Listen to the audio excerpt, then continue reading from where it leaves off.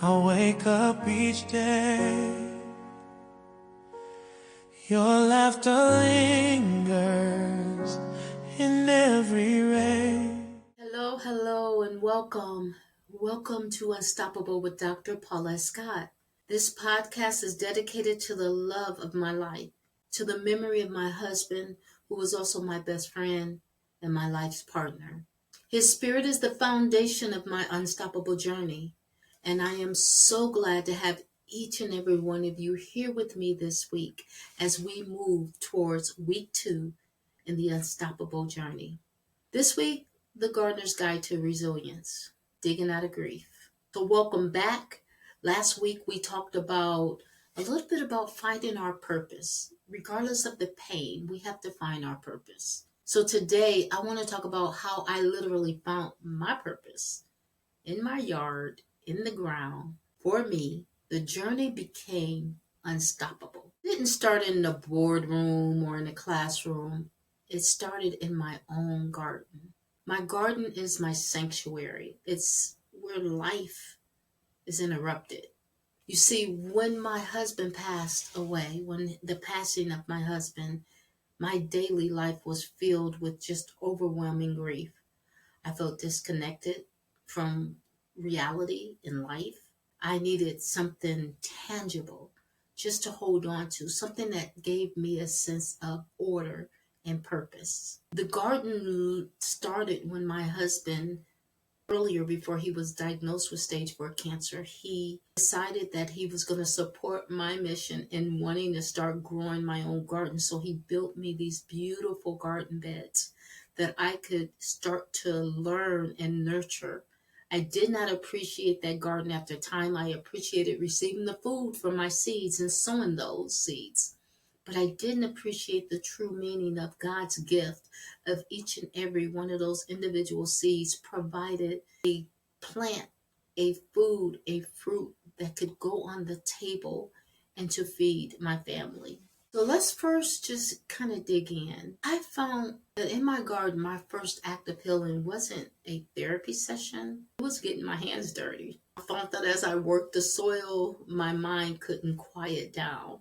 There would be moments that I'd be in the soil that all I thought about was my husband. And it was a time for me to become united with God. And I would spend that time as I'm trying to get through each and every hole to plant my seeds. I felt deeper and deeper a hole in my heart when I'm out there because I couldn't run to him and share with him that I just got this vegetable in, I got this fruit in, I just harvest these fruits or vegetables. He was not there no more for me to physically talk to him and tell him, but I knew spiritually that I could do it in the spirit realm. So I would talk to my husband every moment that I'm sitting there planting seeds. And I had to just become one with that soil, just to be able to take a second to say, wait a minute, Lord, what have you given me here to help me heal? You know, sometimes we forget that there are so many opportunities that we have come through ourselves to heal. Just so many people and so many things that we just don't see it at the time. And God has divinely created each and every step, every story, every chapter of our life. I was in a world where I had control. In my garden, what got put where strategically, I controlled that. I lost control when I could not save my husband's life, but I found control with being able to grow seeds and continue his legacy in our beautiful garden. I could pull the weeds. And when I tell you, I did not do it alone. I have the most amazing friends, from coworkers to strangers, who came into my life and volunteered their time before I lost my husband and after to help continue my gardening. They would spend their time helping me pull weeds, carry mulch, put in topsoil, no matter what that garden needed, fertilizing, watering, helping me cut my grass and trimming my trees. Because of those people in my life, it reminded me that I still had to give and I still had work to do. I was in a world where I had control, I could pull the weeds, turn the soil, plant my seeds. It was simple. Yet, when I really looked at it spiritually, it was powerful. I could hear the birds singing out there, and I just watched. I had never had butterflies ever in my yard, and I would get these beautiful yellow butterflies. It was one in particular that I would see. Was it the same butterfly every time?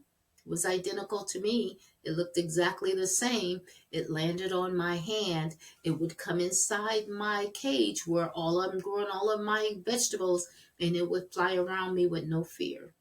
This was powerful for me. And at one point, I started saying, "Hello, honey." I wanted to know that that butterfly was my husband, and he was letting me know he was still looking over me and protecting me. You know, when there's an act of creating life, like when you felt that surrounded by death, you look for things to give you that next breath and to breathe. Patience in cycles. As a master gardener, I know that you can't rush nature, right? You got to be patient. It's in cycles. A second weed won't become a plant overnight. It needs time. A seed won't become a plant overnight. It needs time to nourish and care. This taught me a profound lesson about not only healing, but I had to learn to be patient with myself. And I would help people to tell me all the time, give yourself grace, be patient, give it time. It's early. You're experiencing every stage of grief every second of the day. My grief had its own seasons. It wouldn't just happen. Maybe I felt angry today, and tomorrow I felt that I was in the acceptance. No, every second I was going through anger and then pain and then, acceptance and confusion and trying to find understanding and trying to see a vision. Every second of my days, that is what I'm experiencing as I move through this new chapter in my life. It's cycles of growth I realized that I was experiencing. And I had to realize that growth and find a way to rest in peace in it. And I had to be okay with going through all my different emotions, even though there were many times I didn't want to feel any of it. I didn't want to feel the pain. I didn't want to feel the loss. I didn't want to feel the anger. I didn't want to feel it. I wanted to avoid it and hide from it. So I had to weed it out. When you start to weed out what's unnecessary, for instance, in my garden, I pull those weeds because they compete for nutrition. And I do not need my plants not getting the necessary nutritions they need to grow. So you pull those weeds so that your plants can continue to prosper and give you a harvest. It's no different in life. Negative thoughts, toxic relationships, and self doubt are the weeds. And we all experience them at one time and another, especially when we're grieving or someone's let us down or life isn't going the way we planned it, or you feel like you're really trying to give 110% and you're getting zero. You start to feeling like self-doubt about yourself. And then sometimes just the relationships we choose to be in can be toxic relationships. So we got to pull those weeds if we want to be nurtured healthy. I learned that I had to actively weed out things out of my mind, out of my life, out of my space, in order for me to find the healthy and positive growth. So, how do I do that? And what I do one day at a time. And I continue to understand my journey, what I'm feeling, while I'm feeling it. And what I'm feeling is going to be a true testament of why I'm feeling it. I had to literally think about something that someone said to me that was vital. I was told that it is okay for me to not be okay, even if it's every second of my day. It's that I don't whittle in it and stay stuck and don't get up and move and try and find ways past it. That's what makes you unstoppable. When you are going through the hardest chapter or the biggest challenges in your life and you don't stay in that space, you fight, you get up, and you persevere through no matter what life challenges bring you. So let's talk about cultivating hope, because seeing is believing, right? There's nothing more hopeful than planting a tiny seed and watching it become a beautiful flower or a delicious vegetable or fruit. It's a tangible representation of a simple truth. Even from a small, seemingly insignificant start, something incredible can grow. Now, that thought, when I took a minute and thought about that, when I just realized that that one little seed that I put into the hole, maybe I put two seeds in, they grow into a plant and give me a beautiful harvest. That gave me hope for my own life. A belief that from the pain I was experiencing, something beautiful can emerge. And I still have a journey. I still have work to do. The Lord has me here because my job is undone. That unfailing harvest, I also learned when I have an unfailing harvest, I also learned that not every plant is going to make it. And it's okay. The goal is never for myself to have this perfect garden where every plant has to thrive. I know that sometimes a seed may not be a good seed, it may be a bad seed in my amount of seeds or my package of seeds that I have. The goal is just have a productive one every day. May not be a perfect day for me, but my goal is every day to have a productive one, a productive day. Every day to have a productive one. I learned that in order to celebrate my harvest, I could not dwell on my failures. I could not worry if this one seed didn't turn into a plant, or if I got a seed and I fight against nature because you're trying to keep the bugs from eating up your harvest, because everybody got to eat too. Now, believe it or not, you have some people who, for your deers and your squirrels, they'll set out an extra set of growth for them to have their own. But when you have those moths who lay their little babies all over your plants and they decide to devour and eat it up, you're trying to fight against that. So I realized that I had to accept that my daily growth in my garden is like my life. It's my mindset. It's okay for me to not be okay every day. I can't sit back and beat myself up or beat myself down because I had a bad moment an hour ago, or yesterday I didn't get done because I allowed myself to meddle into my own pain. The mind applies, the set applies directly to being unstoppable. You don't have to be perfect. You just have to keep growing. You just have to have that desire to want to be great at whatever it is you're doing and giving it 100% of you. Because again, like I mentioned last week, I'm going to mention again, life is going to life. And God has given each and every one of us divine intervention, divine destiny, divine reason for existence. And it's all about us discovering that. So if you're spending your days wasted because you failed at something, let it go. Because all failures are supposed to be an opportunity for learning. Failures are supposed to bring us more determination to move forward and to be able to try it again and again and again and again and again. So think about your seed you're planting. Think about your harvest you want to bring to your life and just keep going. Because remember, we do not have to be perfect. We just have to learn to keep going. And we have to find strength. And we most importantly must have the right inner circle. You don't need to find yourself in a circle of people who are fighting battles or holding you back. Because see, if you are a nurturer, you are going to want to do for everybody. At one point, you have to stop and focus on taking care of you. So today, I'm going to do a quick recap. You guys, I want you to know that today it was all about how to garden and how garden taught me the patience.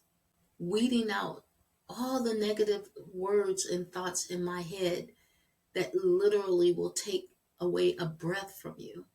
And how through prayer and faith can cultivate hope. And believe it or not, prayer life will give you strength. It will give you a direction. It will give you vision. It will give you fight. It will give you determination. And faith is that blanket of protection. It gives you that guiding light to let you know you're moving in that direction, and you have the Almighty Father to help see you through. We have got to remember that God created us not to do this thing we call life alone, but to trust Him no matter if we don't agree with Him. Now, you know how I felt. I said it last week and I'll say it again. I was angry. I did not agree with Him taking my husband from me. We were supposed to grow so old together that we couldn't stand each other, that we would be so old that we would just be picking each other up. We bought a home so that he and I could live on one floor together and still be able to make it to our kitchen, to our restroom, and not in need for anyone else, not be in the need for anything. But life happens, and we, a child of God, as believers, have to know that God knows what's best for each and every one of us. So I talked about my garden. I incorporated my garden with my faith and with my life and with my loss, because I need you all to understand that when you want to plant a seed, make certain you plant a seed of faith. Make sure you know, no matter what you're changing or doing or need to adjust in your life, that it's okay for it not to turn out the way you wanted the first time. That is not a reason to stop. It is a reason to keep going, to keep forging forward. It is a reason to stay prayed up, and most definitely keep those in your life that think like you, that move like you, that believe like you, that have faith like you.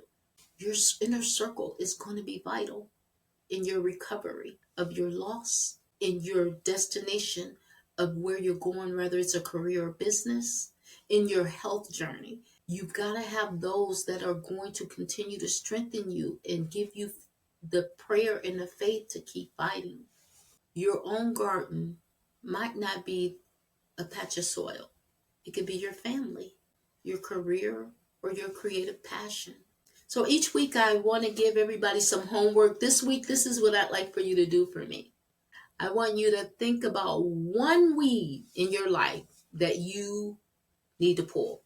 Is it a negative thought? Is it a bad habit?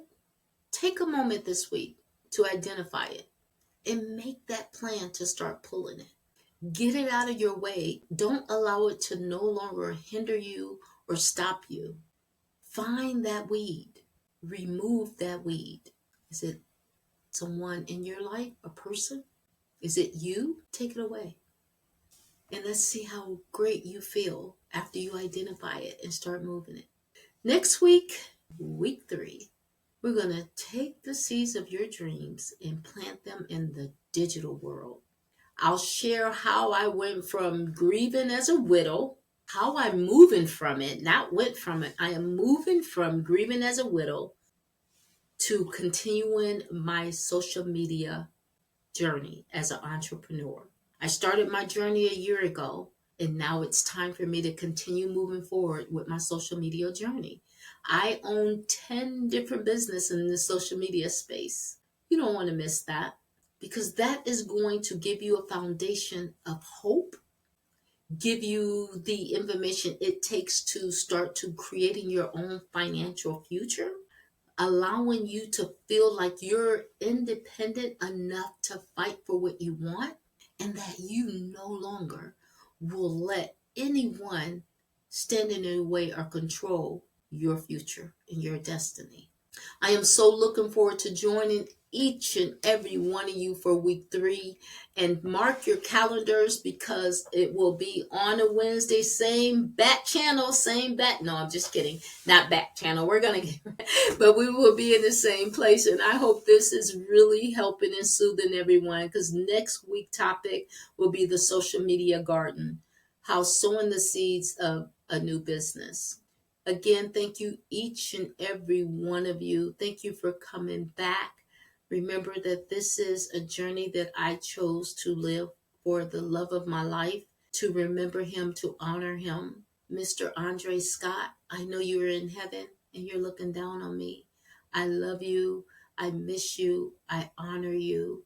And I hope that this journey I'm taking now, that you instilled in me, that you told me that I had to do to help others, I hope that this will bring so much to everyone else. God bless each and every one of you. Please enjoy the rest of your week. And don't forget, you have an assignment. Identify that weed and pull it. Till next time, stay prayed up. God bless you all. If you were empowered by today's episode of Unstoppable, please become a subscriber on our YouTube channel and also click the notification button. That way you are notified the next podcast drops. Also, please visit us on our website at www.unstoppablewithdrpaulescott.com. On our website, you will see upcoming guest speakers. Remember, you can also catch our audio form on Apple Podcasts, Spotify, Amazon, and all the other major audio platforms. Thank you for joining Unstoppable with Dr. Paulette Scott. Until next time, stay blessed and stay prayed up on purpose. I search for your smile in shadows and light, but the emptiness whispers